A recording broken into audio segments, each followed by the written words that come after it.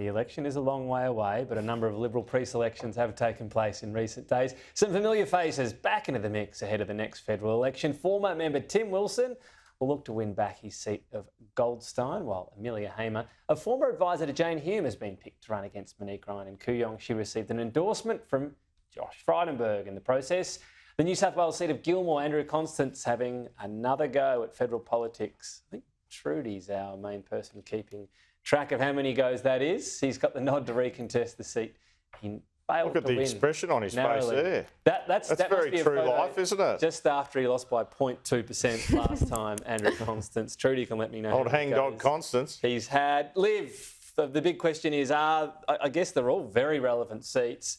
The teal ones are what interests me because they've just got to win some back if they're any chance, I think, of forming government next time. Exactly. And so to me, it kind of beggars belief why they're sort of recycling the same male candidates when they've been told on repeated times. You've got the various reviews telling the Liberal Party that they need to improve their representation when it comes to women in Parliament, and they're just failing to do it. They're going backwards on this.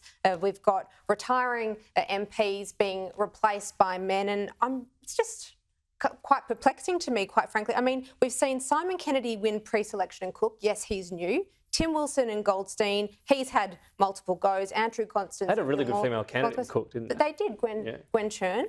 And then the ridiculousness of last week with Anne Ruston being replaced on the top spot of the SA Senate ticket by Alex Antic. It's just they're not getting the message. The electorate was pretty clear at the last election, especially in those teal seats, that they need to do better, and it's just not cutting through. And they're talking about your mate, Jason McKellar, for, I shouldn't say your mate, your regular guest, Jason Falinsky, for McKellar.